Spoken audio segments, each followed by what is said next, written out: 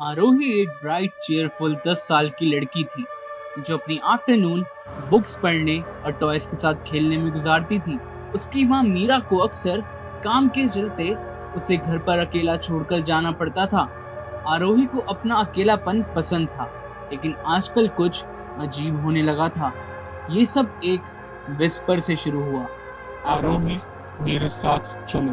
पहले तो उसने सोचा कि यह उसकी इमेजिनेशन थी, लेकिन आरोही, विस्पर मेरे बढ़ती साथ गई चलो। और भी ज्यादा क्लियर हो गई। आवाज हमेशा तब आती जब आरोही अकेली होती।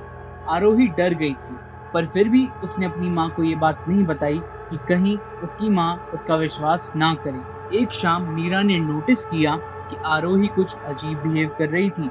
कंसर्न होकर मीरा ने अपनी बेटी से पूछा, बेटा तुम्हें क्या हुआ है? आजकल तुम इतना अजीब बिहेव क्यों कर रही हो? आरोही ने कहा, माँ एक औरत मुझे बुलाती है जब मैं अकेली होती हूँ। वो चाहती है कि मैं उसके साथ चलूं।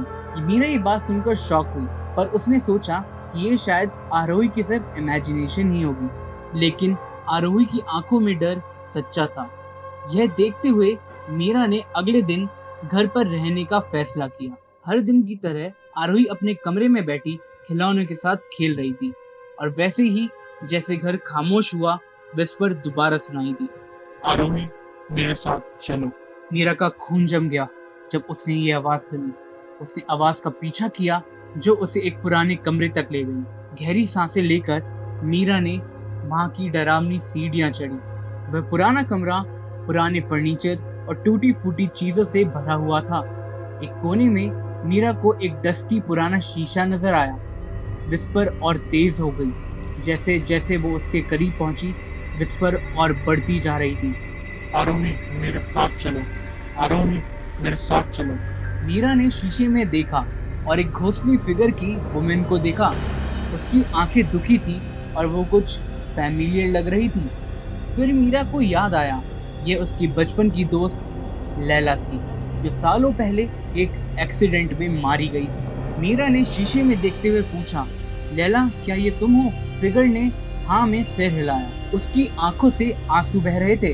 उसने हाथ बढ़ाया, पर उसकी उंगलियां मुश्किल से ही शीशे को छू पा रही थी। लैला ने कहा, मीरा, मैंने ये आरोही को डराने के इरादे से नहीं किया था। मैं बस उसे देखना चाहती थी। वो बिल्कुल तेरे जैसी दिखती है जब हम छोटे थे। लैला की आवाज बहुत दुखी थी। मीरा को दुख और एम्पैथी का एहसास हुआ। मीरा ने लैला से पूछा कि लैला तुम चाहती क्या हो? लैला ने कहा, मुझे शांति चाहिए, लेकिन मुझे शांति नहीं मिल रही। मैं यहाँ फंसी हुई हूँ। प्लीज मेरी मदद करो। अपनी दोस्त की मदद करने के लिए मीरा ने कुछ रिसर्च की और एक पुरानी भूली हुई रिचुअल का पता लगाया जो एक ट्रैप्ड स्पिरिट को रिलीज कर सकता था।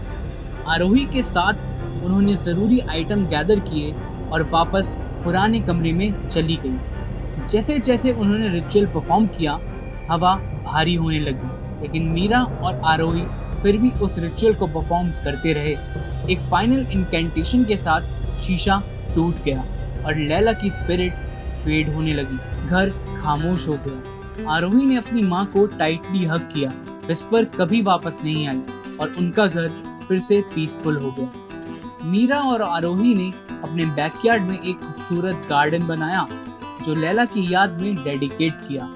और उस दिन के बाद आरोही कभी अकेली नहीं थी, क्योंकि उसे पता था कि उसके पास उसकी माँ का प्यार और लैला आंटी की जेंटल स्पिरिट हमेशा है जो उसका ख्याल रख रही थी।